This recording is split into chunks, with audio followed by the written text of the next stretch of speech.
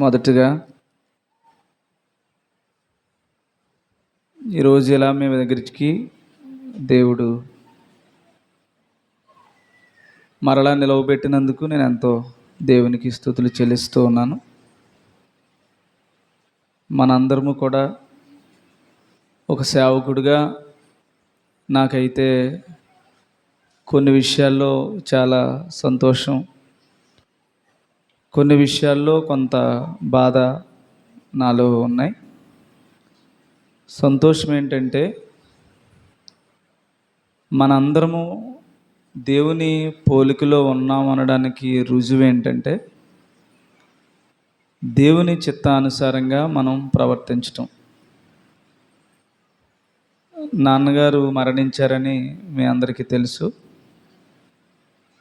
సంఘమే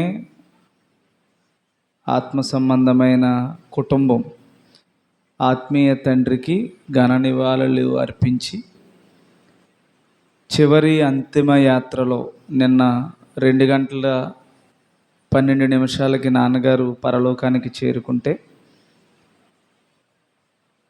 ఆ మరణం మనందరికీ శరీరరీత్యా బాధాకరమైన, ఆత్మీయంగా మాత్రం పరలోకానికి చేరుకున్నారన్న సంతోషం ఉంది. అప్పటి నుంచి ఇప్పటి వరకు కూడా మీరందరూ కొన్ని విషయాల్లో నాకు సంతోషాన్ని కలుగజేసింది. అదేంటంటే ఒక 2 సేవకులు, అంటే మొత్తం 6 సేవకులు వచ్చారు. అందులో 2 సేవకులు ఏమన్నారంటే సంఘాన్ని చాలా బాగా పెంచారండి అన్నారు. నాన్నగారి దగ్గర నుంచి కానీ ఇప్పుడున్నటువంటి నేను కానీ చాలా అద్భుతంగా సంఘాన్ని నేను చూశాను. ఎలా చూశాను ఏంటి అని నాకు అర్థం కావట్లే. ఎలా చూశారు, ఎలా చూసుంటారు అని. అంటే ఎక్కువ మంది వచ్చారని చూసారా, లేకపోతే ఇంకేదన్నా కారణమై ఉంటుందా? ఒక సేవకుల యొక్క సాక్ష్యం అన్నప్పుడు నాకు చాలా ఆసక్తిగా ఏం చెప్తారా అని ఎదురు చూస్తే ఒక్కటి కూడా లోక మర్యాదను అనుసరింపకుండా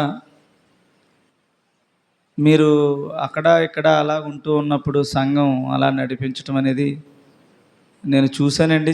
నేను చాలా సంఘాల్లో చూస్తాను, కానీ ఎక్కడో ఒక చోట మేము బాధపడుతూ కొన్ని కార్యక్రమాలు చేయాల్సి వస్తుంది. అలాంటిది నేనైతే ఏదో చిన్న అది కూడా వేరే వేరే వాళ్ళు అందులో కలుస్తారు కాబట్టి జరిగింది తప్ప నేను సంఘం విషయంలో మాత్రం నేను అది గమనించలేదండి. చాలా బాగా చేశారు అన్నారు. అప్పుడు ఒక్కసారిగా నాకు చాలా సంతోషం అనిపించింది. ఏంటి చేశారు ఏంటి అంటే, ఎవరైనా మరణించినప్పుడు లోకంలో చాలా విషయాలు జరుగుతూ ఉంటాయి. అక్కడ చాలా పనులు చేస్తూ ఉంటారు. అందులో ప్రధానంగా ఎవరు ఏం చేశారో కానీ స్టార్టింగ్లో కొంచెం అగరబత్తులు నేను చూడలేదు, అది పెట్టడం అనేది నేను చూడలేదు. అగరబత్తులు పెట్టినప్పుడు బాలవరం నుంచి 2-3 నా గురించి వెతుక్కున్నారంట, అది తీయించేద్దామని. అది నాకు తెలిసినంత వరకు ఏంటంటే నాన్న సైడ్లో ఉన్న కొంతమంది, లేకపోతే మా చెల్లి సైడ్ ఉన్నటువంటి కొంతమంది ఎవరో ఉండుంటారు తప్ప సంఘం అయితే కాదు. అలా నాకు తిరుగుతున్నారంట నా గురించి. నేను అక్కడ సమాధి ఆ కార్యక్రమం దగ్గరికి అక్కడికి వెళ్ళడం ఇలా రావడంలో నేను కనిపించలేదు వాళ్ళకి. బాధపడిపోతున్నారంట లోపల.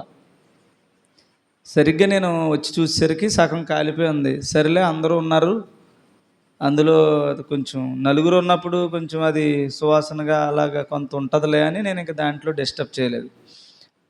ఆ తర్వాత నుంచి ఎవరైనా మరణించినప్పుడు కుటుంబ సభ్యుల మీద నీళ్లు పోస్తూ ఉంటారు. జనరల్గా అది జరుగుతూ ఉంటుంది.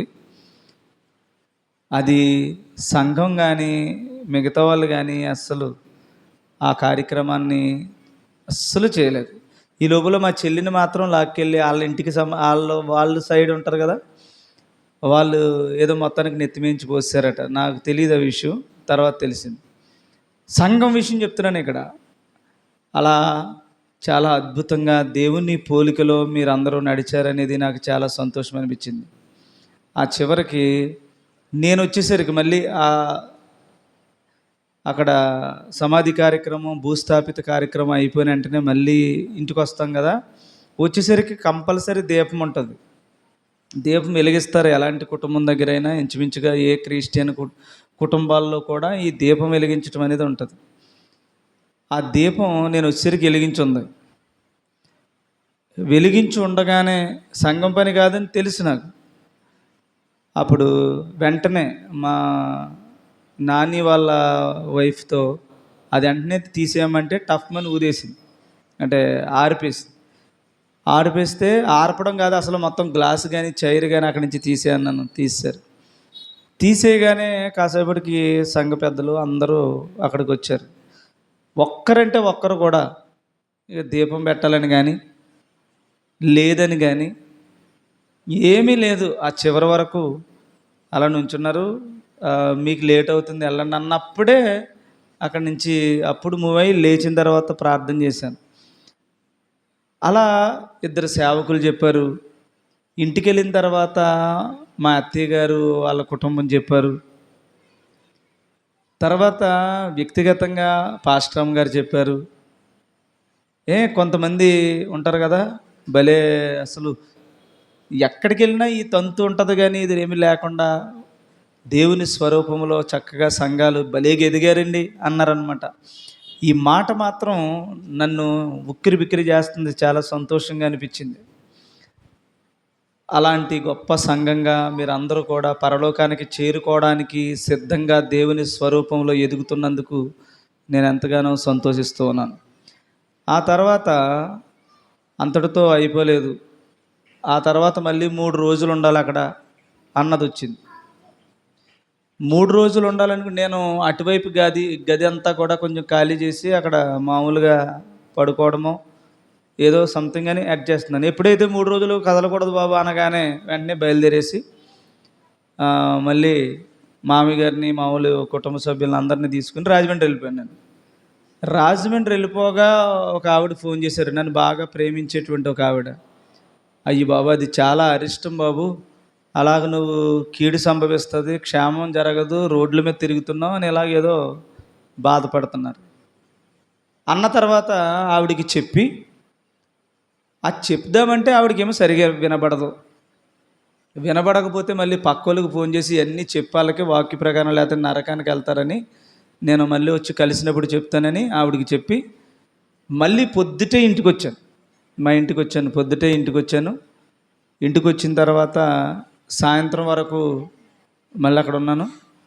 నేను వెళ్ళిపోయావంట బాబు, ఈ రోజైనా ఉండాలని, రాత్రి ఇక్కడ పడుకోవాలన్నారు. మళ్ళీ బయలుదేరి ఎందుకంటే వాళ్ళు మామూలుగా అందరం కలిసి ఉండడం అది వేరు, అలా కాకుండా ఎప్పుడైతే అనగానే మళ్ళీ నేను బయలుదేరి, ఎందుకంటే ఈ ఆచారం బద్దలవ్వకపోతే మనం పరలోకం వెళ్ళే సమస్య లేదనమాట ఎవడికి కూడా. ఒక సేవకుడిగా నేనే దానికి ఆ కట్టుల్లో బంధిస్తే ఇంకెట్టి పరిస్థితుల్లో జరగదని అప్పటికే 2 గంటల టైంలోనే నేను ఇది జరగకముందే 2 గంటలకి నేను బాలవరం ఫోన్ చేసి ప్రేయర్ మామూలుగా కంటిన్యూ అయిపోతుంది కాబట్టి స్టార్ట్ చేసేమనంటే అసలు చేస్తారా లేదా అని డౌట్ వచ్చింది. ఎందుకంటే 3 రోజులు అయితే కానీ మళ్ళీ వాళ్ళకి ఉండే ఇబ్బందులు వాళ్ళకు ఉంటాయనే భయం ఉంటుంది కదా కొంతమందికి. జరుగుతుందా లేదా అనుకున్నాను. వెంటనే ఓకే అన్నారట. చప్పట్లు కొట్టి దేవుని నామమున మహిమపరచు. వెంటనే ఇమీడియట్గా ఓకే అయ్యారు. సంఘం ఎదిగింది అని నాకు ఎంతో, ఒకప్పుడు వాళ్ళు చాలా ఆచార సంబంధమైన పరిస్థితి, వెంటనే ఒప్పుకోవడంతో ఈరోజు అక్కడ కూడిక జరిగింది. అలాగే నేను చిట్వానికి కూడా ఫోన్ చేశాను. తర్వాత మరి గంగులూరు శ్రీనేమో ఇంటి దగ్గర లేడని తెలిసింది. ఆ తర్వాత ఆర్డర్ అవ్వదు అనేసరికి సహాదేవుడు గారు అన్నారు ఓకే అన్నారు. అమ్మ ఎక్కడ కూడా సంతోషంగా ఉందనే లోపల మరి ఎందుకో ఏర్పాట్లు చేసుకోలేదో మరి ఏమవ్వలేదో మొత్తానికి అది క్యాన్సిల్ అయింది. చాలా బాధపడ్డాను. తమ్ముడు శ్రీనితో చెప్పాను, ఎవరైనా పర్లేదు ఎక్కడొక చోట ఇది బద్దలవ్వాలి, ఇది బద్దలవ్వకపోతే ఈ 3 రోజుల్లో అయితే కానీ చేయకూడదు. అప్పుడైనా సరే ఆ రోజు చనిపోయిన రోజునైనా 8:30 9 అయిపోయింది కానీ లేకపోతే ఆ రోజు ప్రార్థన ఉంది. ఇక్కడ మరణం మనకి సంతోషం, గుర్తుపెట్టుకోండి. అందుకని మనం గుడ్ ఫ్రైడే, బయట వాడికి వర్ధంతి. ఏడుపు మనకేంటి? మరణమే మనకి జీవితం, మరణమే మనకి ఆశీర్వాదకరం. సో అందుకని చెప్పాను, తమ్ముడికి చెప్పాను, ఎవరెవరు కొంచెం ఎక్కడో చోట పెట్టమని దావీదుకి ఫోన్ చేసి చిట్టుబాని ఇంటికాడ అనుకున్నాం. మొత్తానికి ఎలాగైతేనో జరగలేదు. జరగకపోయేసరికి అమ్మో ఇక్కడ జరగనివ్వలేదు సాతాను అని అనిపించి కొంచెం బాధగా అనిపించింది అనమాట. ఈ 3 రోజులు అయిపోయిన తర్వాత అప్పుడు మళ్ళీ కంటిన్యూ అయిపోద్ది, ఏమీ ఇబ్బంది లేకుండా జరిగిపోతుంది అనమాట. ఈ 3 రోజులు అనేది ఎవడ పెట్టాడు? ఈ సాతాను పట్టే కట్టు మనం ఎప్పుడు ఇప్పుతాం? ఎంత బాగా ఎదిగారో అక్కడే కొంచెం మళ్ళీ ఎదగలేనట్టుగా అనిపించింది. అందుకని అలా ప్రతి విషయంలో కూడా జాగ్రత్తగా చూసుకోకపోతే మనం పతనం అయిపోతాం అనమాట. అంటే పరలోకానికి వెళ్ళాం, ఇక్కడ బాగానే ఉంటాం. అందుకని ఒకప్పుడు మన అందరము కూడా ఈ ఆచారాలలో ఈ లోక మర్యాదను అనుసరిస్తూ నడిచాం కదా, దానివల్ల మనం పోలిక లేని వారిగా సాతాను పోలికలో ఉండిపోయాం. కాబట్టి దేవుని పోలిక రావాలి అని ఎంతో ప్రార్థన చేస్తున్నాను. ఒక పాస్టర్ గారు చెప్పిన మాట మాత్రం నన్ను చాలా సంతోషింపజేస్తుంది.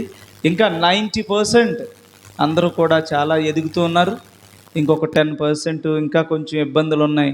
అవి కూడా తొలగిపోతే పరిపూర్ణమైన ఎత్తబడిన సంఘంగా మనది ఉండాలని ఆశపడుతున్నాను. ఈరోజు ఈ మాట మీకు గుర్తు చేసి నేను ముగిస్తాను. ఇందులో ప్రధానంగా వ్యక్తిగా అయితే శారీరకంగా అయితే నాకు చాలా బాధ. ఎంత బాధ అంటే మా నాన్నగారు నా బాగు తప్ప ఇంకొకటి ఎరగరాయన. నాకు తెలుసు కష్టం ఉందంటే నాన్న అని రాత్రికి చెప్తే పొద్దుట నా దగ్గర ఉండేవారు. నేను తప్ప ఇంకా ఇంకొక లోకం లేదు నాన్నకి. కుటుంబం అన్న ఆయన ఏమి సంపాదించుకోలేదు, ఆయన ఏమి దాచుకోలేదు. కష్టపడ్డారు, మమ్మల్ని పెంచారు, చక్కగా అన్ని విషయాల్లో బాగా చూసుకున్నారు. మాకు కష్టం లేకుండా మమ్మల్ని పెంచారు. ఏదైతే ఉందో అది వాళ్ళ నాన్నగారి ద్వారా వచ్చిందో లేకపోతే ఇంకొక ద్వారా వచ్చిందో తప్ప అదేదన్నా ఇప్పుడు మా నాన్నగారు ఉండేటువంటి సమాధి కానీ మన అమ్మగారు ఉండేటువంటి సమాధి కానీ వారి నాన్నగారి నుంచి వచ్చినాయే తప్ప వ్యక్తిగతంగా చెప్తున్నటువంటి విషయం చెప్తున్నాను మీకు. అలాంటిది మమ్మల్ని ఎంతో ప్రేమించారు. ఇప్పుడు అనిపిస్తుంది ఇంటికి వెళ్తే ఏ కష్టమైనా వస్తే ఎవరు నాన్న అని చెప్పడానికి నాన్న లేడు. నేను ఇంటికి వెళ్ళేసరికి మా అమ్మగారు, నేను ఒక ఆదివారం ఇంటికి వచ్చానంటే చాలు ఎన్ని ప్యాక్ చేసేవారు. మా అమ్మ చాలా వంటలు బాగా చేస్తారు. ఇప్పటికీ మా అమ్మగారు చనిపోయినప్పటి నుంచి ఇప్పటికీ ఆ టేస్ట్ నేను చూడలేదు. అలా చూసేవారు. వాళ్ళు మా నుంచి ఏం ఆశించలేదు, కానీ వాళ్ళు మా కోసమే బ్రతికారు. అమ్మ గురించి ఆలోచించినా నాన్న గురించి ఆలోచించినా నాకు రాత్రి 2 అయింది పడుకునేసరికి. 2 తర్వాత కూడా పలికించలేదు. అప్పటికి బాధ తట్టుకోలేక కొంచెం స్టేటస్ పెట్టాను. అది కూడా ఎన్నిసార్లు ముందు ఒకటి టైప్ చేశాను, డిలీట్ చేశాను, ముందు టైప్ చేశాను, డిలీట్ చేశాను, చివరికి అది పెట్టాను అనమాట. వ్యక్తిగా నాకు చాలా బాధ, దేవునిని బట్టి మాత్రం చాలా సంతోషంగా ఉన్నాను. ఏడవలసి వస్తే అసలు మేమే ప్రాణంగా బ్రతికిన తల్లిదండ్రులు ఇద్దరు, అమ్మ నెల్లు ఇప్పుడు నాన్న లేరు. ఇప్పుడు నాకు ఏదన్నా ఏ కష్టమని వస్తే ఇంకెవరో చెప్పుకుంటాం అన్న దగ్గరికి వచ్చేసరికి ఒక్కసారిగా చాలా బాధగా అనిపిస్తుంది. కానీ దేవుణ్ణి బట్టి మాత్రం బలపరచబడి ముందుకి వెళ్తున్నాను అనమాట. అందుకని అలా సంఘం ఎదిగిందన్న సంతోషం నాకు చాలా ఇప్పటికీ చాలా సంతోషంగా ఉంది. ఈ 3 రోజులు అనేది బద్దలయ్యే రోజు రావాలని ఈరోజు మళ్ళీ సంఘానికి ఇక్కడికి వచ్చి నేను చెప్తున్నాను అనమాట.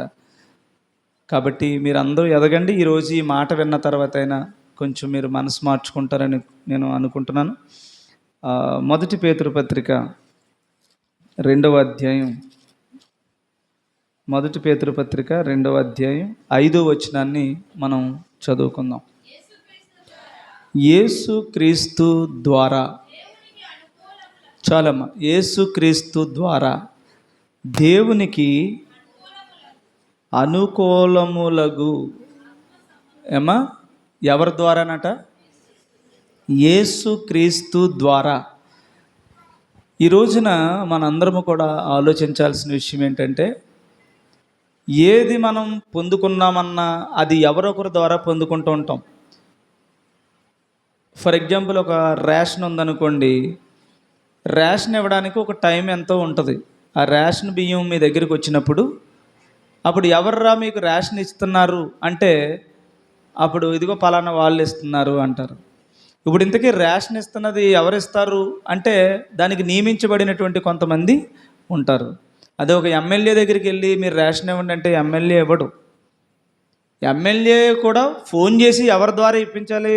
ఇక్కడ నియమించబడినటువంటి వాళ్ళు. నియమించబడిన వాళ్ళు ఇస్తున్నారా లేకపోతే నియమించబడినటువంటి వారికి గవర్నమెంట్ ఇస్తుందా అంటే మొదలకి గవర్నమెంట్ నుంచి వస్తుందన్నమాట.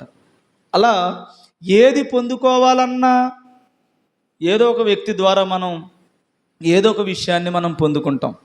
ఇది ఆత్మ సంబంధమైన విషయాల్లో పరలోకానికి చేరే దేవుని యొక్క బిడ్డలు మాత్రం ఏది చేసినా ఏది పొందుకున్నా మనం దేవునికి అనుకూలం అవ్వాలి. ఎప్పుడు దేవునికి అనుకూలం అవుతుందంటే యేసుక్రీస్తు ద్వారా చేసేది మాత్రమే దేవునికి ఏమవుతుందమ్మా? అనుకూలం అవుతుంది. ఇప్పుడు మీరు ఎవరన్నా చనిపోయిన తర్వాత అక్కడ కంప వేయడమో దీపం పెట్టడమో మీరేదో లోక మర్యాదను అనుసరించారనుకోండి, అప్పుడు మనం యేసు క్రీస్తు ద్వారా తండ్రికి అనుకూలం అవుతామా? రాంగ్ అయిపోతున్నాం. మనమే మన జీవితాన్ని శాపంగా మార్చేసుకుంటున్నాం అన్నమాట. అందుకని యేసు ప్రభు ద్వారా ఏది చేసినా తండ్రికి ఇష్టమే. ఇప్పుడు యేసు ప్రభు బోధించిన దాన్ని ఏది నీ ఇంట్లో చేసినా మనం దేవుని వారం కాదు, శాపగ్రస్తులం అయిపోతాం. అందుకని ఇప్పుడు ఈ 3 రోజులు అన్న విషయాన్ని ఇలా కాకుండా పోన్లే వెళ్ళలేదని అనుకుంటున్నారని ఆగిపోయాను అనుకోండి. నేను యేసుక్రీస్తు ద్వారా నేను అవలంబించలేని కారణంగా నేను కూడా మందిరంలో ఉండకుండా కూల్చిపోయి పడతాను. నా జీవితం పతనం అయిపోద్ది, శాపగ్రస్తుని అయిపోతాను. నేను పరలోకానికి చేరుకోను. బ్రతికున్నంతకాలం ఏదో నా బాగానే ఉంటాను, కానీ చనిపోయిన తర్వాత మాత్రం నరకానికి వెళ్తాను. అందుకని యేసుక్రీస్తు ద్వారా ఉండాలి. దీపం యేసుక్రీస్తు ద్వారా పెట్టగలుగుతామా? ఏమ్మా, అక్కడ ఏమన్నా మనం ఆచార సంప్రదాయాలు ఏమన్నా చేస్తే యేసుక్రీస్తు ద్వారా జరుగుతాయా? జరగవు. అందుకని యేసుక్రీస్తు ద్వారా అనేసరికి ప్రతిదీ చూసుకోవాలి. ఫర్ ఎగ్జాంపుల్, ఒక ముహూర్తం పేపర్ పెట్టుకుని అలా వచ్చావనుకో, ఆ ముహూర్తం పేపర్ యేసుక్రీస్తు ద్వారానా అంటే నువ్వు పతనం అయిపోతున్నావు. అంటే నీకు దేవునికి నీకు సంబంధం లేకుండా సంబంధం తెగిపోతుంది. ఒక అరటిపళ్ళుకి మనం ఏదన్నా ఒక అగరబత్తులు కూర్చోమనుకోండి, యేసుక్రీస్తుతో ఉన్న అనుబంధం చెదిపోతుంది. నువ్వేదన్నా చేయకూడని పని చేస్తే దేవునికి యేసుక్రీస్తు ద్వారా కాకుండా నువ్వు ఎలా చేసిన తండ్రి వెండు అనుకూలం అవ్వు. అందుకని మనం చేసే పని ఒక పెళ్లి చూపులకు వెళ్తున్నారు అనుకోండి, మీకు తెలిస్తే అలా చేయండి. తెలియలేదా ఇమీడియట్గా ఎవరిని అడగాలి? సేవకుడిని అడగాలి. సేవకుడిని అడిగి, ఇదిగోండి బాబు, ఇలాగ బాబుకి మంచి సంబంధం ఏదో వచ్చింది, మేము ఎలాగెళ్ళాలి, వెళ్ళి ఏం మాట్లాడాలి, ఏం చేయాలి అని నన్ను అడిగితే అప్పుడు మీరు ఏం చేయాలో ఏం చేయకూడదో చెప్పేస్తాను. అప్పుడు అచ్చం ఎలా చెప్పామో అలా చేసామనుకోండి, యేసుక్రీస్తు ద్వారా తండ్రికి అనుకూలమైపోతావు. పోలికి వచ్చేద్ది. ఇప్పుడు ఈ రోజున పాస్టర్ గారు చూసి వాళ్ళేదో మామూలు ఆసామాసిగా చెప్పే పాస్టర్లు అయితే నేను నమ్మను. వాళ్ళకి ఏది మంచో తెలదు, ఏది చెడో తెలదు. అందరూ నలుగురు కూడొస్తే మంచి అంటారు. వాళ్ళు నలుగురు కూడే మంచి కాదు, కూడే వాళ్ళు చేసే పని మంచిది అవ్వాలి. అలాంటి వాళ్ళు చెప్పారు కాబట్టి నాకు ఎంత సంతోషంగా ఉంది. 6 ఉన్నారు, 6లో 4 చెప్తే నేను నమ్మను. ఎందుకంటే వాళ్ళకు సరైనటువంటి అవగాహన ఉండదని నాకు తెలుసు. అవగాహన ఉన్న వాళ్ళు మాట్లాడేసరికి మాత్రం చాలా ఏం చెప్తాడా అని చూసా చెప్పేసరికి చాలా యేసుక్రీస్తు ద్వారా అనుకూలమైన పనులు వాళ్ళు కనపడ్డాయి. అంటే పోలిక మారింది సంఘానికి. అంటే ఎత్తబడే పోలికలు వచ్చేసే సంఘంలో. ఆ పోలికలు మీకు తెలియకుండానే పోలికలు ఉంటున్నాయి. లేకపోతే అక్కడ అది పెడితే ముగ్గురు నా గురించి తిరగడం ఏంటి? అది తీయించేస్తాకి. అంటే పోలికలు దేవునికి విరుద్ధ, యేసుక్రీస్తుకి ద్వారా వెళ్ళకపోతే తండ్రికి అనుకూలం కాదని తిరుగుతున్నారనమాట. సేమ్ అలాగే మీ వల్ల కూడా సంఘం వల్ల కలిగిన ఆనందం అంత ఎంత కాదు. ఇప్పుడు ఏమవుతుంది? యేసుక్రీస్తు ద్వారా కాకుండా ఇంక నువ్వేది చేసినా, పెళ్లి చూపులకి వెళ్ళావు, నీ తంతు ప్రకారంగా నువ్వేదో జరిగించావు, ఏదో చేసావు, అనుకూలం అవ్వలేదు దేవునికి. లేదు ఒక ఇల్లు కట్టుకుంటున్నావు, అనుకూలంగా ఉండాలో లేదో యేసు ప్రభు ద్వారానే వెళ్ళాలి. లేదు ఇంట్లో ఒక పుట్టినరోజు చేసుకుంటున్నాం, యేసు ప్రభు ద్వారానే తండ్రికి అనుకూలం అవ్వాలి. లేదు ఇంట్లో ఏదో మెచ్యూర్ ఫంక్షన్ చేస్తున్నాం, యేసుక్రీస్తు ద్వారానే నీ ఇంట్లో తండ్రికి అనుకూలమైతేనే నీకేదొచ్చినా, అనుకూలమైతేనే ఆశీర్వాదం, అనుకూలమైతేనే దేవునికి ఎంతో సంతోషం. కాకపోతే యేసుక్రీస్తు ద్వారా తప్ప ఇంక ఎవ్వడు ఏ మేలు పొందుకోలేడు. యేసు ప్రభు ద్వారానే చేయాలి ఏం చేసినా. మరి నువ్వు చేసేది యేసు ప్రభు ద్వారానా? అది మాత్రం మీరు బాగా ఆలోచించుకోవాలి. ఏం చేసినా ఒకసారి ఆలోచించండి. నేను చేస్తున్న పని యేసు ప్రభు ద్వారానే చేస్తున్నానా, అంటే యేసు ప్రభు చెప్పిన మార్గమేనా, యేసు ప్రభు చెప్పిన బోధేనా అని ఆలోచించుకోవాలి. ఒకవేళ క్లియర్గా తెలిస్తే వెళ్ళిపోవాలి, క్లియర్గా తెలియకపోతే ఒకసారి నాకు ఫోన్ చేయాలి, లేకపోతే నన్ను వచ్చినప్పుడు కలుసుకోవాలి. ఎలా చేయాలన్నయ్య ఈ విషయం అని నన్ను అడగాలి. పొరపాట్లు చేయడానికి ఎన్నో ఉంటాయి. అందుకని చూడండి, నిచ్చెన ఎక్కాలంటే నిచ్చెన ఊపివాడు ఉంటాడు అవడం. ఎప్పుడైనా మనం ఒక హైట్ ప్లేస్కి వెళ్ళాలనుకోండి, ఆ నిచ్చెన ఎక్కినప్పుడు చూడండి కొంతమంది ఊపుతూ ఉంటారు. ఆడు భయపడి దిగిపోవాలి, లేకపోతే అక్కడి నుంచి పడిపోవాలి, లేకపోతే బాబీడు ఊపుతున్నాడు కదరా అని చెప్పేసి అక్కడి నుంచి కిందకి దిగాలి. ఇవి నిచ్చెనెక్కే పరలోకానికి మెట్లు ఎక్కుతున్నటువంటి ప్రతి వ్యక్తికి జరిగేది ఏంటంటే, ఈ లోకములో యేసు ప్రభు ద్వారా జరగనివ్వకుండా నిచ్చెన ఊపుతారు కంపల్సరీ. అందుకని ఇప్పుడు ఏ అక్క అయినా ఏ చెల్లైనా ఎవరైనా ఆ పనికి ఆటంకపరుస్తుంటే, అక్క లోపలికి రా, ఇదిగో ఈ గారెలు తిను, ఇదిగో ఈ బిర్యానీ తిను, చాలా రోజులైంది అక్క, ఎన్ని ఎందుకు మేము చూసుకుంటాం, నువ్వు చక్కగా ఇది తిను అని అది పెట్టి ప్రేమగా చూసుకుని ఏమని చెప్పాలంటే, అక్క మేము బాప్తీసం పొందాం, యేసు ప్రభు ద్వారానే చేయాల్సి వస్తుంది. అదేంటి మేము పొందలేదా బాప్తీసం, మా సంఘంలో చేయమా? సర్లేక ఇది వాక్య ప్రకారంగా జరగాలి, తిను, నీకు ఎందుకు మేము చూసుకుంటాం కదా. అయ్యి బాబు అలా చేస్తే అరిష్టమే. ఆ దిష్టి తీయకపోతే, ఆ దిష్టి తీయలేని వాళ్ళు ఇంట్లోకి వెళ్తే ఏం బాగుంటుంది కాపురం అంటారనమాట. అన్నప్పుడు ఏం పర్లేదు, మేము ప్రార్థన చేసుకుంటాం, అంతా మంచిదే, నువ్వే చూస్తావు కదా నీ కళ్ళ ద్వారానే, నీకు ప్రేమ ఉంది, ఆ బిడ్డల మీద ప్రేమ ఉంది, ఆ ప్రేమతోనే ఇలా మాట్లాడుతున్నావు, కానీ దేవుని మాట కదది, నువ్వే చూస్తావు కదా అని ఆవిడికి సర్ది చెప్పుకుని ప్రేమతో మాట్లాడి, ఆ తర్వాత నీ కాపనవలోనికి చూడడం కోసం నువ్వు మోకరిల్లి ప్రార్థన చేసి, ప్రభువా నీ మీద ఎంతమంది చూస్తున్నారు, ఇది కార్యం చేయి, ఆ బిడ్డల జీవితం బాగుండాలని నువ్వు ప్రార్థన చేస్తే, నేను నీ మీద ఆధారపడ్డాను, నన్ను సిగ్గుపడనీయకు ప్రభువా అని ప్రార్థన చేస్తే, అప్పుడు ఆవిడే అంటది, నిజమేనే చెల్లి, నువ్వు చెప్పినట్టే దిష్టి తీసిన కుటుంబాలు నాకు ఎన్నో తెలుసు, వాళ్ళ జీవితాలు బాగోలేదు, దిష్టి ఆపిస్తే ఏమైపోద్దాం అనుకున్నాను, అలాంటిది చక్కగా ఉన్నారు, దేవునికి భలేగా ఉన్నారమ్మా జంట, నేను కూడా రేపటి నుంచి దిష్టి తీనక్క అంటదనమాట. అలా వాళ్ళు కూడా ఏమవుతారు, యేసుక్రీస్తు ద్వారా తండ్రికి అనుకూలమైపోతారు. అలా మనమే ఈ పనులు చేస్తే, యేసుక్రీస్తు ద్వారా కాకుండా లోకంలోనికి ఇంకొక రూట్లోకి వెళ్తే మనం కూడా ఏమైపోతామంటే ఇబ్బంది పడతాం. అందుకని ఏం చేసినా ఏమని చెప్తున్నాను, యేసుక్రీస్తు ద్వారానే చేయాలి. అది పెళ్లి సంబంధమైన యేసుక్రీస్తు ద్వారానే ఉండాలి, మెచ్యూర్ ఫంక్షన్ అయినా యేసుక్రీస్తు ద్వారా ఉండాలి. ఆఖరికి నువ్వు నోటంటే వచ్చే మాట కూడా ఆ దేవునికి అనుకూలమా కాదో చూసుకుంటూ ఉండాలి. అనుకూలం కానిది ఏది నువ్వు చేయడానికి వీలు పడుతుంది, కానీ ఏమవుతుందంటే నువ్వు దేవుని నుంచి వేరైపోతావు. అలా చెప్తున్నాడు. మొదటి స్టెప్ ఏంటి, యేసుక్రీస్తు ద్వారా తండ్రికి అనుకూలం అవ్వాలి. ఫస్ట్ పాయింట్ గుర్తుపెట్టుకోండి.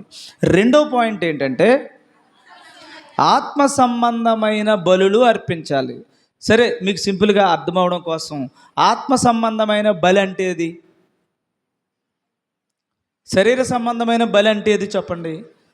శరీర సంబంధమైన బలి అంటే ఏంటి, ఒక పని నిమిత్తం ఇంకొకటి ఏదో బలి అవ్వాలి కదా. అంటే కోడి బలి చూస్తారు, మేక బలి చూస్తారు, లేకపోతే కొంతమంది అయితే మనిషిని కూడా బలి ఇచ్చేవాళ్ళు ఉన్నారని నేను అక్కడక్కడ వింటూ ఉంటాను. ఒక పాత రోజుల్లో మరి అలా జరిగేవి, మరి ఇప్పుడు ఉన్నాయని తెలీదు. బలి చేయడం అంటే ఒక పని నిమిత్తం ఇంకొకటి తన జీవితాన్ని విడిచిపెట్టేయడమేనా బలి అంటే. అప్పుడు ఆ విడిచిపెట్టేయడం అనే దాంట్లో ఆత్మ సంబంధమైన విషయం దగ్గర తెలిస్తే ఏది విడిచిపెట్టేయాలి,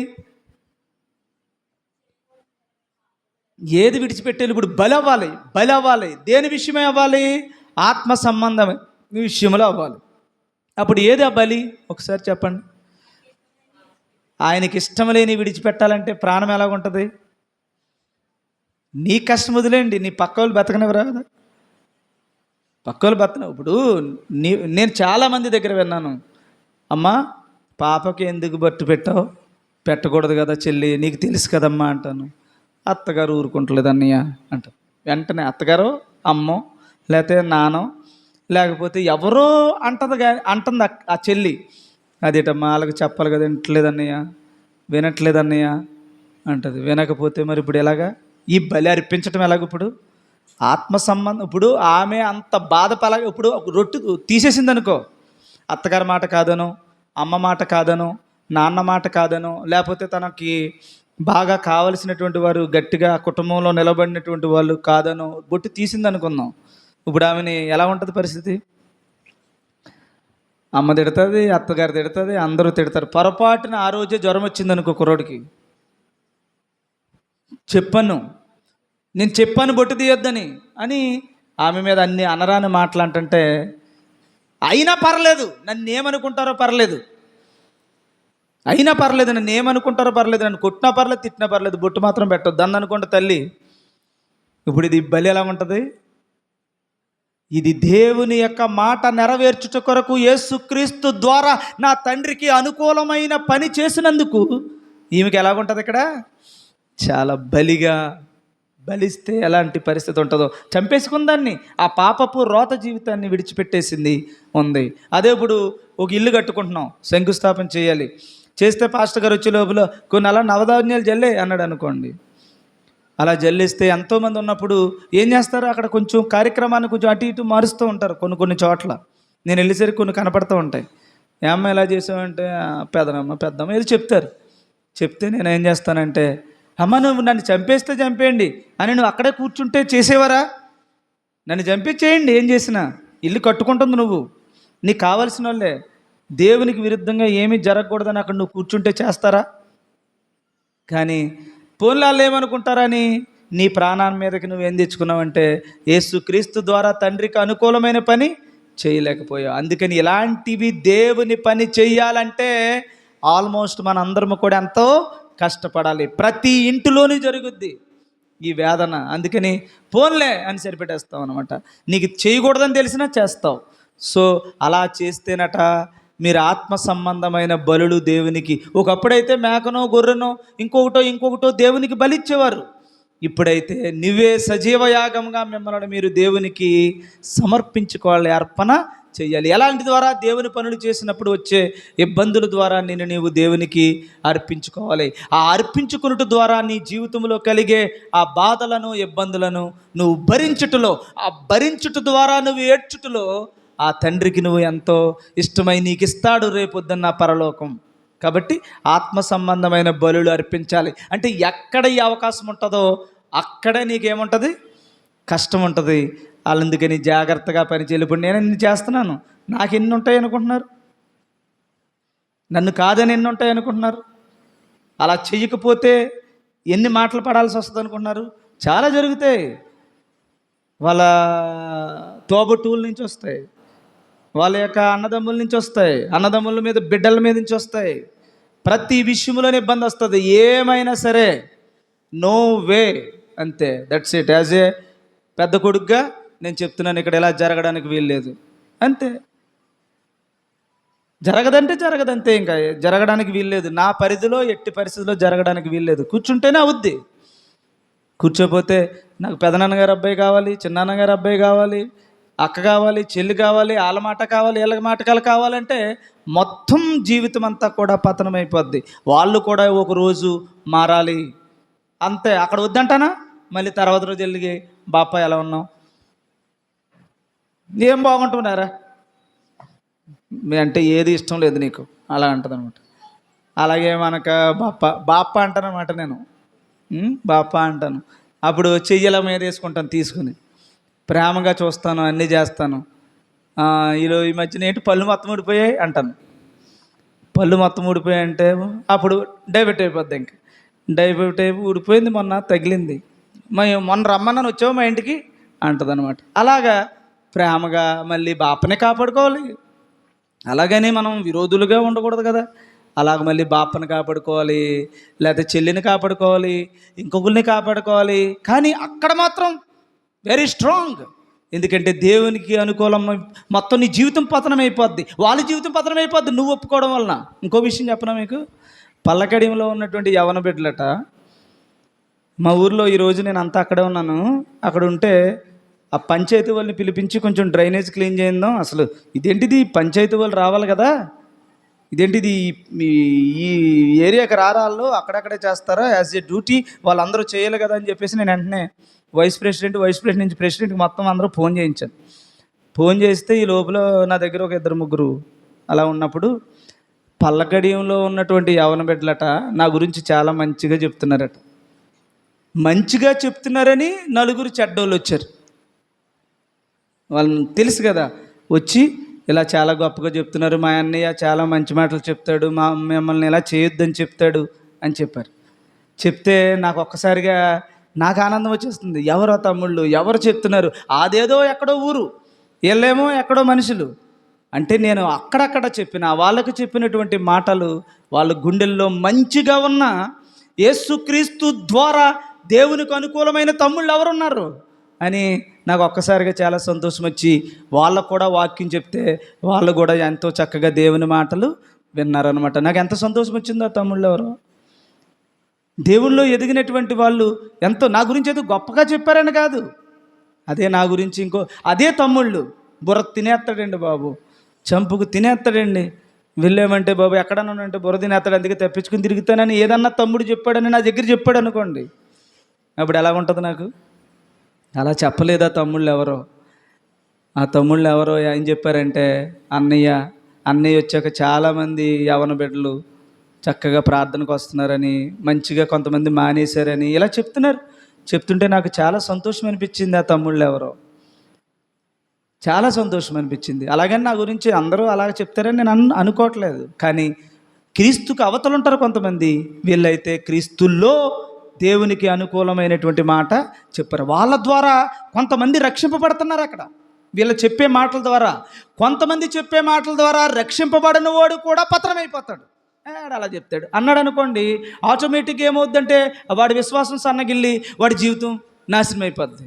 ఒక మాట, మంచి మాట ఎప్పుడు కూడా ఒకరిని కాపాడుతుంది, చెడ్డ మాట ఎప్పుడు కూడా ఎదిగివాడిని కూడా ఎదగనివ్వకుండా చేస్తుంది అనమాట. ఆ మాట ఎవరు చెప్పారో, ఏ తమ్ముళ్ళు చెప్పారన్న తెలదు, కానీ వాళ్ళు మంచిగా రక్షింపబడ్డారు. మా ఆదివారం మాకు వచ్చి చెప్పొచ్చు కదా అంటున్నారు. ఆదివారం వెళ్దామని ఎప్పటి నుంచి అనుకుంటున్నాను, ఆదివారం కుదురుతలేదు నాకు వెళ్ళడానికి, రమ్మంటున్నారు, చెప్పమంటున్నారు. ఎవరి వల్ల వాళ్ళు అలా రక్షింపబడ్డానికి కారణం ఎవరో తమ్ముళ్ళు. ఆ తమ్ముళ్ళు పల్లకడియం వాళ్ళు, ఆ పల్లకడియంలో ఉన్న ఆ తమ్ముళ్ళే ఎంత మంచి మేలు చేశారో ఇంకొక ఊరిలో ఉన్న కొంతమంది యవనస్తుల్ని రక్షించుకోవడానికి వాళ్ళ మాటలు ఉపయోగపడ్డాయి. అదే మాటలు ఎవరి వల్ల ఇంకొకరు పతనం అవుతారు, ఆ పతనం అవడానికి వీళ్ళ కారణం అవుతారు. మన మాటతోనే పోదది. ఆ మాట ఇంకొకరిని రక్షించేదా, ఒక మాట ఇంకొకరిని నాశనం చేసేదా అన్న దాని మీదే ఆధారపడుతుంది. మన ఇంట్లో ఎన్నో ఇబ్బందులు ఉంటాయి, శోధనలు ఉంటాయి, కానీ అది ఒక వ్యక్తి పతనానికి కారణం అవ్వకూడదు. అలా జాగ్రత్తగా ఉండాలి. కాబట్టి ఇప్పుడు ఆత్మ సంబంధమైన బలి అంటే ఏది? ఏం చేయాలమ్మా? ఇలాంటివి చేస్తున్నప్పుడు ఇబ్బందులు ఉంటాయి, చాలా ఇబ్బందులు ఉంటాయి, అయినను మనం అలాగే అక్కడ నిలవబడగలగాలి. చేశాక ఆత్మ సంబంధమైన బలులు అర్పించుటకును పరిశుద్ధ యాజకులుగా ఉండునట్లు. అంటే పరిశుద్ధ యాజకులు అంటే ఏంటి? యాజకుడు పని ఏంటి? పతన మందల నుంచి తెచ్చుకోండి. యాజకుడు పని ఏంటి? ఒక పాపిని వాడు చేసినటువంటి ఆ పాపపు పనులకు బలి ఇస్తే, ఆ బలి, ఆ రక్తాన్ని మందసం దగ్గర తీసుకెళ్ళి దేవునికి ఇచ్చి, అది తిరిగి మళ్ళీ దేవుని యొక్క ఆశీర్వాదంతో తెచ్చి వాళ్ళ మీద జల్లితే వాళ్ళు పాపం పోద్ది అనేది యాజకుడు చేసే పని. క్రొత్త నిబంధనలో యాజకుడు ఏంటంటే, ఇదిగో మీకు ఇదంతా చెప్తున్నాను చూసారు, మధ్యలో ఉండి మీ కొరకు ప్రార్థన చేస్తున్నాను చూసారా, మీరు ఏది చేసినా తీసుకొచ్చిందని దేవునికి సమర్పించి ప్రార్థనలు చేసి ప్రతి విషయంలో మీరు బాగుండాలని కోరుకుంటున్నారు చూసారా, అది ఒకడు రక్షింపబడడానికి ఒక మధ్యవర్తిగా ప్రార్థన చేసి ఒకరిని కాపాడేటువంటి వాడిని యాజకుడు అంటారు. సంఘానికి యాజకుడిగా నేను మరి ఇక్కడేమంటున్నాడంటే, మీరు పరిశుద్ధ యాజకులుగా, అంటే బహువచనం, అంటే నా పరిధిలో నేను ఇక్కడ యాజకుడిని, మీరు ఇంటికి వెళ్ళిన తర్వాత ఎవరికి మీరు యాజకులు అవుతున్నారు? ఇంకొకరిని రక్షించడానికి. ఏ తమ్ముళ్ళో ఎక్కడో ఉండేటువంటి వీరంపాలెంలో ఉన్నటువంటి వారికి ఏమయ్యారు? వాళ్ళు యాజకులు అయ్యారు. చూసారా? యాజకుడనే ఉన్నతమైనటువంటి స్థితి సంపాదించుకున్నారా యవన బిడ్డలు? మంచి మాట చెప్పి ఎవరో నాకు తెలియదు, ఎవరైనా డీటెయిల్స్ అడిగితే చెప్తారు. నాకు అంతటితో నాకొద్దు. ఏ తమ్ముడిని చూసినా నాకు ఆ ఫీలింగే రావాలి. అందుకని ఎవరి పేరు అడగలేదు. ఆ తమ్ముడు ఏ తమ్ముడు, అప్పుడు ఏ యవన బిడ్డను చూసినా నాకు ఆ మంచి పనే వస్తుంది. అందుకని నేను అడగలేదు, డీటెయిల్స్ అడగను, ఎప్పుడు నీ విషయం మాత్రమే సేకరిస్తాను. సో అలాగా ఇప్పుడు ఏమవుతుందమ్మా? యాజకుడు అయ్యారు వాళ్ళు. మీరు అలాగే మీరు చెప్పిన మాట ఇంకొకరిని రక్షిస్తే మీరేమవుతారు? యాజకులు అవుతారు. మరి అందరిని తీసుకొచ్చి మీకు నేను ప్రార్థన చేస్తే నేను ప్రధానమైనటువంటి యాజకుడు. మీ స్థాయిలో మీరు చేసే యాజకులు మొదలకి అందరూ కూడా ఏమవ్వాలి? యాజకులు అవ్వాలి కదా. యాజక పాత్ర పోషించాలి మనం తప్పకుండా. నీ మాటే ఒకరిని రక్షిస్తే నువ్వు మధ్యవర్తి అయ్యావు దేవునికి అతనికి మధ్య.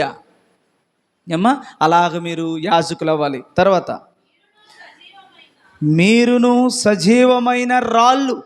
దేనికి? ఇప్పుడు ఇవన్నీ చేస్తే రాయి అవుతావట. ఏ రాయి? సజీవమైన రాయి. రాయి ఎందుకు? మందిరం కట్టాలట. ఏమ్మా ఏం చేస్తేని? యేసుక్రీస్తు ద్వారా తండ్రికి ఇష్టమయ్యే పనులన్నీ చేసుకుంటూ పోతే ఏది చేసినా యేసుక్రీస్తు ద్వారా, ఏం చేసినా యేసు ప్రభు ద్వారానే, ఏం చేసినా మేలు రావాలన్నా ఏది రావాలన్నా యేసు ప్రభు ద్వారానే. యేసు ప్రభువును పక్కన పెడితే ఏమీ రాదు, ఇంకా ఎవరికి ఏమి రాదు. యేసు ప్రభు ద్వారానే తండ్రికి అనుకూలం అవ్వాలి. గుర్తుపెట్టుకోండి. యేసు ప్రభు ద్వారా అంటే యేసు ప్రభు ఏది చెప్పాడో ఆ మాట ద్వారానే మాత్రమే తండ్రికి అనుకూలం అవుతావు. అది కాకుండా ఇంకేది చేసినా తండ్రికి నువ్వు అనుకూలం అవ్వవు. ఏమ్మా తండ్రికి అనుకూలం అవ్వాలంటే యేసు ప్రభు ద్వారా. ఆ తర్వాత ఆత్మ సంబంధమైన బలులు అర్పించడం ద్వారా, ఇందాక నేను చెప్పిన ప్రకారం. తర్వాత ఏం చేయాలి? యాజకుడు అవ్వాలి. అంటే చూడండి ఎన్ని స్టెప్స్ ఉన్నాయో.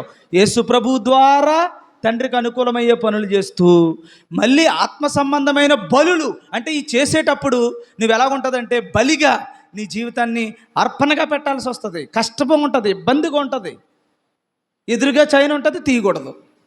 అవసరాలేమో బోల్డ్ కనపడతాయి.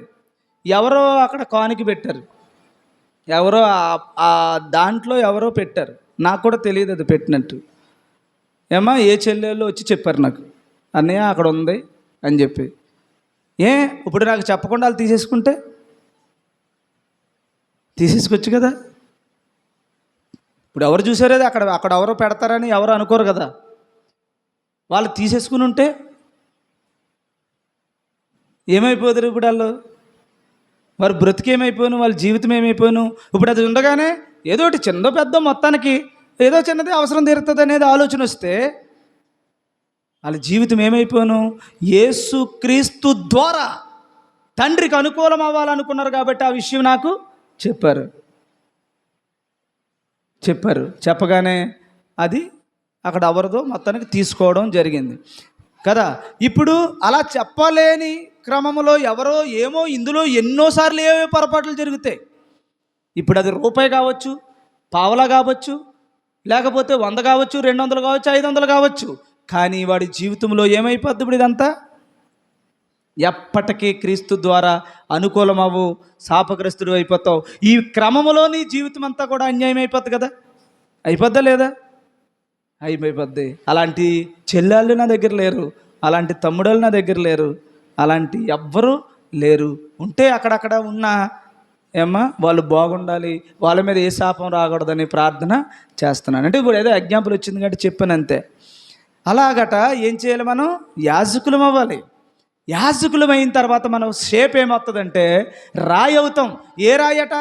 బతికే రాయా, చచ్చిన రాయా? సజీవమైన రాయి అవుతామంట మనం. సజీవమైన రాయి దేనికోసమట చెప్తున్నాడు? ఆత్మ సంబంధమైన మందిరముగా కట్టబడుచున్నావు. గృహప్రవేశం ఎప్పుడు? తండ్రి అయినటువంటి దేవుడు ఈ ఆత్మ సంబంధమైన మందిరములోనికి వస్తాడట. అప్పుడు అవుతావట మందిరం. అప్పటిదాకా మనకి ఏమేం చేయాలి చెప్పండి? ఏం చేసినా యేసుక్రీస్తు ద్వారా తండ్రికి అనుకూలం అవ్వడానికి చేయాలి. రెండవది ఆత్మ సంబంధమైన బలులు అర్పించాలి. మూడవది యాజకుడిగా మారాలి, పరిశుద్ధమైన యాజకుడిగా మారాలి.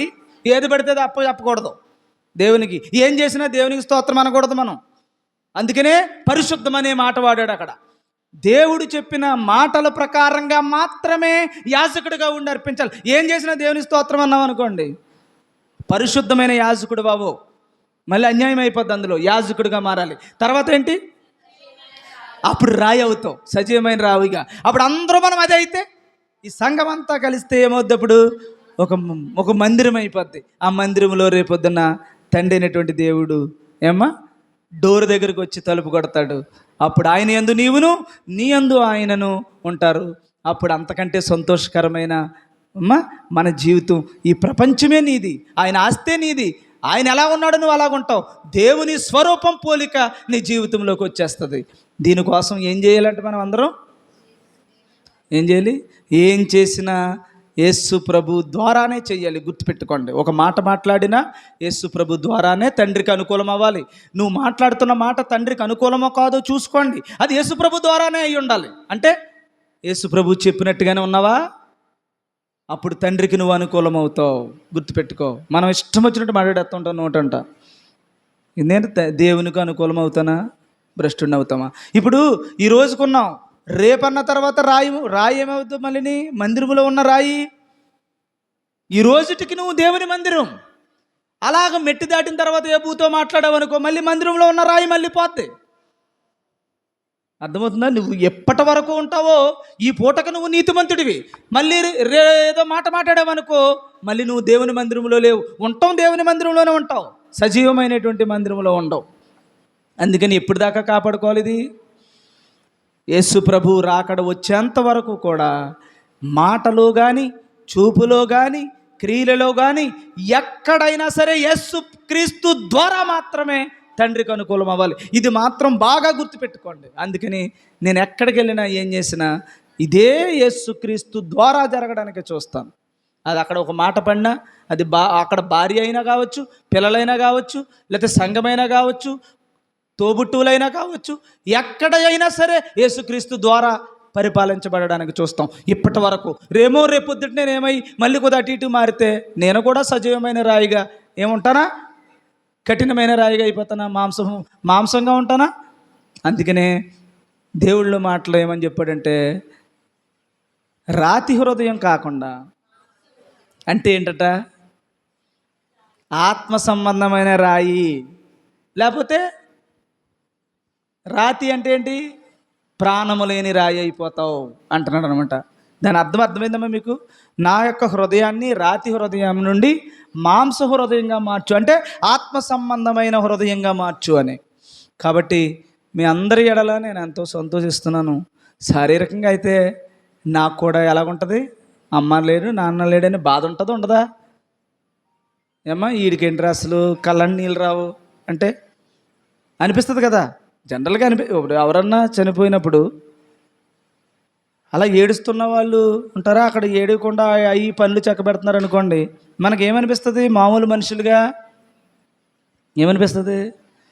నాకు ఎన్నిసార్లు, అందుకని నాన్న దగ్గర కూడా నేను నుంచుంటాకే నాకు శారీరకంగా వచ్చేస్తున్నాయి. అందుకని బయట ఉండి అలాగేలాగా చేశాను. చేయడానికి రీజన్ ఏంటంటారు? లేకపోతే నేను నాన్న దగ్గర నుంచి కదులుతాను అనుకుంటున్నారా? ఆ తలకాడే కూర్చుంటాను, అలాగే ఏడుస్తూనే ఉంటాను, ఎప్పటికీ ఆనందం తినకుండా ఉంటాను, అలాగే పట్టుకుని ఏడుస్తాను. వద్దు ఇంకా 4 రోజులు ఉంచండి నాన్న అంటాను.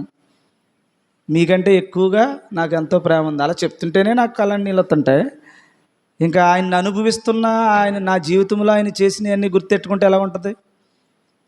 తెల్లారేసరికి పుట్టినరోజు అనుకోండి, తెల్లారేసరికి ఆయన దగ్గర లేకపోయినా నా దగ్గర తెల్లారేసరికి ఉండేవారు అంతే. ఆయనకి ఎలా గుర్తుంది అనుకున్నాను. ఇప్పటికీ నాకు అదే క్వశ్చన్. చదువుకోలేదు, డేట్ ఏమో అందులో రాయరు, ఏదో డైరీలో రాసుకోరు. ఒక్కోసారి నా పుట్టినరోజు నేనే మర్చిపోతాను. మీరు నమ్ముతారా? నా కొడుకు పుట్టినరోజు, మా కూతురు పుట్టినరోజు 19-17 అనుకుంటూ ఉంటాను నేను. జూనా జూలైయా అనుకుంటాను. ఇప్పటికీ మళ్ళీ చెప్తున్నాను కానీ డౌటే నాకు. ఎన్నిసార్లు చెప్తారో. మొన్న అక్కడికి వెళ్ళి మీ సేవా కేంద్రం దగ్గరికి వెళ్ళి మా పాప పుట్టినరోజు ఎంత అని అడిగాను మా మిస్సెస్ని. ఎలాగుంటుంది ఇప్పుడు మా మిస్సెస్ రాష్ట్రం గారికి ఎలాగుంటుంది? ఇక్కడికి వెళ్ళి కూతురు పుట్టినరోజు ఏంటని అడిగాడంటే ఏదో బయట వెళ్ళాడంటే అనుకోవచ్చు. అలాంటిది కూతురు పుట్టినరోజు గుర్తుండదు. మళ్ళీ మా అబ్బాయి పుట్టినరోజు గుర్తుంటుంది. ఎందుకంటే అది నేను ఏం చేశానంటే మా ఇంట్లో వైఫై పాస్వర్డ్ ఆడిది ఇచ్చాను. ఆ వైఫై పాస్వర్డ్ వల్ల ఆడికి నా మైండ్లో ఉంది. పాపది గుర్తుండదు, నాకు గుర్తుంటుంది. జూనా జూలైయా 17 19 అది వస్తుంది. అందుకని ఆయనకి చదువు అంత జ్ఞానం లేదు, లేకపోతే ఒక డైరీ రాయరు, ఏమీ రాయరు. నేను అనుకునేవాడు మర్చిపోయి ఉంటారు మామూలుగా అనుకుంటూ ఉంటాను. కానీ పొద్దున్న తెల్లారేసరికి అక్కడ ఉంటారు. మా అమ్మ అప్పుడే పాయాసం చేసేస్తుంది, అప్పుడే మా అమ్మ అప్పుడే గారెలు వండేస్తుంది. ఆ గారెలు ఎప్పుడు వండారో ఎప్పుడు చేశారో పట్టుకుని వచ్చేస్తారు. వెంటనే షాపుకి తీసుకెళ్తారు, బట్టలు కొనేస్తారు. అసలు నాకు ఆశ్చర్యం అనిపిస్తుంది అనమాట, ఇదే తండ్రి ప్రేమ అని. అలాగా మీకు కూడా మీ తల్లిదండ్రులు అలాగ ఉండొచ్చు. కానీ ఆ తల్లిదండ్రుల యొక్క మనసును అర్థం చేసుకుని వాళ్ళు ఈ రోజున నాన్న వేసిన ఆ సింహాసనం మీదనే కూర్చున్నా, ఆయన పడిన కష్టం మీద కూర్చున్నాను, ఆయన అనుభవించిన బాధల మీద కూర్చున్నాను. ఆయనను ఎంతోమంది ఎన్నో మాటలని ఉన్న వాళ్ళు ఉంటారు, ఎన్నో ఇబ్బందులు పెట్టిన వాళ్ళు ఉంటారు. ఈ రోజున ఈ స్థితి ఇలాగ మీరు అందరూ ఉన్నారంటే ఆయన వల్లే. నేను ఆఫ్టర్ ఆల్ ఆయన ఉన్నదాన్ని ముందుకు నడిపిస్తున్నాను అంతే. అలాంటి తండ్రి మరి లేడన్నప్పుడు ఒక వ్యక్తిగా నాకు ఎంత బాధ ఉంటుందమ్మా, గుర్తొస్తుంటే చాలా బాధ ఉంటుంది, మామూలు బాధ ఉండదు. కానీ ఇప్పుడు ఏం చేయకూడదు, మరి ఆత్మ సంబంధమైన బలి అర్పించాలి. రాకూడదు. కళ్ళని నీళ్ళు వచ్చాయా, నిరీక్షణ లేని ఇతరుల వలె మీరు దుఃఖముఖులై ఉండకండి అన్న మాటను నేను అతిక్రమించిన వాడిని అవుతాను. అందుకని యేసుక్రీస్తు ద్వారా అమ్మా అందరూ వచ్చారా, అలా కూర్చోండి. మీ మొఖాలు కూడా నేను చూడలేదు, గుర్తుపెట్టరు లేదు. కానీ మామూలుగా అయితే అమ్మ ఉన్నారా ఏంటని అందరినీ నేను మాట్లాడతాను. ఎక్కడ మాట్లాడితే ఏమవుతుందా అని నాకు అసలు మిమ్మల్ని ఫేస్ కూడా చేయలేదు, మీకు నేను సరిగ్గా దొరకను కూడా దొరకలా. అలా దేవుడు చెప్పినట్టుగా యేసుక్రీస్తు ద్వారా దుఃఖపడకుండా జాగ్రత్త పడ్డాను. అప్పటికి అది చేసేయండి అన్నాను. కానీ చివరికి ఆ మధ్యలోకి పిలిచినప్పుడు చెయ్యట్టుకోగానే మళ్ళీ నాలో వచ్చింది. మళ్ళీ అలా ప్రార్థనలోనే దాన్ని నేను దిగమింగుకుని నా దేవునికి నేను స్తుతులు చెల్లించాను. కాబట్టి ప్రియమైన దేవుని సంగమా, ఒక తండ్రి విషయంలోనే నేను ఎలాగుంటే ఇంకా మిగతా విషయాల్లో ఎంత జాగ్రత్తగా ఉంటానో ఒక్కసారి మీరు ఆలోచన చేయండి. ఏది పడితే అది మాట్లాడేస్తాం, ఏది పడితే అది చేసేస్తాం. మీరు మంచా చెడా అని ఆలోచించకుండా ఇష్టానుసారంగా వెళ్ళిపోతున్నారు. కానీ ఆ దేవుని పోలిక మీలో రావాలంటే ఇప్పుడు ఏదైతే ఒక సంఘం ఒక విషయంలో చూసారో గొప్ప సంఘం అని అన్నారో, ఇంకా ఎన్ని విషయాల్లో మేము మీ దగ్గర సాక్ష్యం రావాలో అట్టి సాక్ష్యం నాకు వస్తే యేసుక్రీస్తు ద్వారా తండ్రికి అనుకూలమైన ఆత్మ సంబంధమైన బలులు పరిశుద్ధమైన యాజకులుగా మీరేమవ్వాలి, సజీవమైన రాళ్ళుగా దేవుని మందిరములో కట్టబడాలి. అప్పుడు మీరు నిజమైన దేవుని బిడ్డలు అవుతారు, ప్రజలు అవుతారు. అప్పుడు పరలోకములో మరణము లేని స్థితిలో ఉంటారు. ఆ తండ్రి అంతా ఆస్తి మీదే, ఆ తండ్రే మీ వాడు అయినప్పుడు ఆయన ఏదైనా మీదే. అలాంటి ఉన్నతమైన స్థితిని మీరు నేను అందరం పొందుకోవాలని ఏది కూడా 3 రోజుల వల్ల ఆపే సత్తా ఎవడకుందో చెప్పండి, ఎవడకుందో చెప్పండి. నేను ఇంకో 3 రోజుల నుంచి నైట్ అక్కడ లేని, రేపు ఈ రోజున ఉన్నాను. అర్ధరాత్రి 1 గంట అయినప్పుడు వెళ్తాను ఇంటికి, వాళ్ళందరితో మాట్లాడతాను, అక్కడే ఉంటాను. 1 గంట అయిపోయి బయలుదేరేస్తాను అంతే. ఈ 3 రాత్రులు నిద్ర అసలు చేయను అక్కడ నేను. ఆ తర్వాత నుంచి ఇంకో 2 రోజులు దేవుడు కాపాడాడు. నిజంగానే వాడికి సత్తా ఉండి దేవుని కంటే ఎక్కువ పవర్ఫుల్ అయితే ఈ 2 రోజుల్లోనే నాకు ఏదో జరగదు కదా. జరగకపోగా దేవుడు మహాకృపను తోడుగా ఉంచాడు. పొద్దున్నే బయలుదేరి వస్తుంటే నేను వస్తాను, ఎప్పుడు పాస్టమ్ గారు సరే వెళ్తున్నావా బాయ్ అంటది. అలాంటిది ముఖం కడుక్కోకుండా నాతో బయలుదేరి వచ్చింది. దేవుడు ఇంకా అద్భుతమే చేస్తాడు, కానీ ఎప్పుడు దేవుడేమి విడిచిపెట్టడు. నాతో పాటే ఇప్పటి వరకు జర్నీ చేసింది. రేపు పొద్దుట మళ్ళీ బ్యాంక్ వెళ్ళాలి. అలాగా తను చక్కగా ఇంకా ఉన్నతంగా ఆశపడింది. ఒక నోట్స్ ఇచ్చింది, ఒక పెన్ ఇచ్చింది నాకు, బండిలో ఉంది. ఏం చేసిన అందులో రాసుకుంటూ చక్కగా చేసి నాన్న విషయంలో ఇలా చేయాలి. కుటుంబం అంతా ఆలోచిస్తుంది. ఒకప్పుడు నా బాధ ఏదో నేను బడివాడిని, ఈరోజు నా కుటుంబం అంతా అన్ని విషయాల్లో ఏం చేస్తే బాగుంటుంది, ఏంటి, ఇలా చేయి, అన్నదమ్ములు కూర్చోబెట్టు, ఇలా చేయి, ఇలా మాట్లాడు, ఇలా చేయి, సంఘంతో చెప్పు, వాళ్ళ చెప్పు, ఇలాగా ఒక అద్భుతమైనటువంటి ఒక బ్యాక్ బోన్గా నాకు నిలబడింది. అదే నేను ఎక్కడ కూర్చుని 3 రోజులు ఎక్కడ ఉంటే అస్సలు దేవుడు ఏమి విడిచిపెడతాడు. దేవునితో ఉన్న బిడ్డలకు ఆశీర్వాదం ఉంటుంది. ఈరోజు మీరు ప్రార్థన పోగొట్టుకున్నారు. నాకు చాలా బాధగా అనిపించింది. 3 రోజులు ఏంటి 3 రోజులు? చిచ్చి, నేనున్నాను కదా మీ వెనక, మీ ఎదర నేను నడుస్తున్నాను. యేసు ప్రభు నాకు ఎదర నడిచాడు, నా ఎదర పౌలు గారు నడిచారు, నా ఎదర ఇంకా ఎంతోమంది నడిచారు. ఆ ఎదర నేను వాళ్ళని చూసుకుంటాను, అలాగెళ్తున్నాను. నన్ను చూసుకుంటూ మీరు రాలేరా? ఏ ముహూర్తం పేపర్తో నేను ఏం చేశాను? బాలవరం చర్చ్ పూర్తి అవ్వట్లేదా? శ్రమకాలంలో చేయకూడదు అంటున్నారు. శ్రమకాలంలోనే చేసి చూపించాను కదా. శ్రమకాలంలో ప్రాకారం వద్దన్నారు, శ్రమకాలంలోనే స్టార్ట్ చేశాం కదా. చూడండి, శ్రమకాలం అవ్వకపోతే అడగండి. శ్రమకాలం ఏంటి? జీవితాంతం దేవుడు శ్రమలో మీరు విజయం సాధించాల్సిందే. ఈ నమ్మకాలు, ఈ ఆచారాలు, ఈ లోక మర్యాద చంపేస్తుంది మనిషిని. వాడు అంటున్నాడు, ఒరే అది చేస్తే ఇదే అయిపోద్ది, ఇలాగ అయిపోద్దని భయపెడుతున్నాడు. ఇంతకీ అలా చేస్తేనే ప్రమాదం. ప్రమాదాన్నేమో, కీడునేమో మేలుగా చెప్తున్నాడు, మేలునేమో కీడుగా చూపిస్తున్నాడు ఈ లోకంలో. వాళ్ళు ఎవరన్నా చనిపోతేనట 4 రోజులు ఇల్లు ఖాళీ చేసి పక్క వెళ్ళాలా? ఇల్లు ఖాళీ చేసి ఇంకొక ఇంటికి వెళ్ళాలా? ఇల్లు మారితే కానీ మంచి జరగదా? రమ్మను, ఇల్లే, నేను అక్కడే ఉంటాను. ఎన్ని పనికి మాలిన మాటలు చెప్తూ ఉంటారు. పనికి మాలిన కాదు, వాళ్ళకి తెలీదు, వారు తెలియకేయో మాట్లాడుతూ ఉంటారు. కాబట్టి ప్రియమైన దేవుని సంగమా, మీరు అలా వద్దు. ఏమవ్వాలి ఒకసారి చెప్పండి. ఇప్పుడు చెప్పిన మాటలు గుర్తుపెట్టుకోండి. పేతురు పత్రిక, పేతురు మొదటి పత్రిక 2వ అధ్యాయం 5వ వచనం గుర్తుపెట్టుకోండి. చెప్పండి అందరూ. యేసుక్రీస్తు ద్వారా తండ్రి అయిన దేవునికి అనుకూలం అవ్వాలి. ఆయన ద్వారా వెళ్తేనే అనుకూలం అవుతావు, లేకపోతే ఫినిష్. ఆత్మ సంబంధమైన బలులు, పరిశుద్ధమైన యాజకుడు, సజీవమైన రాయి, దేవుని మందిరం. చూసారా, మనం ఈ వేలో రావాలి. అక్కడ యేసుక్రీస్తు ద్వారా కాకుండా నీ జ్ఞానంలోనో ఇంకొకటి జ్ఞానంలోనో వెళ్ళామనుకో, తండ్రికి అనుకూలమా? ఫినిష్. అందుకని బాలవరంలో ఆవిడ ముహూర్తం పేపర్ అట్టుకొస్తే ముహూర్తం పేపర్ చింపి లోపల ఆడేశాను. నీకు అనుకూలమేనా అని అడిగాను.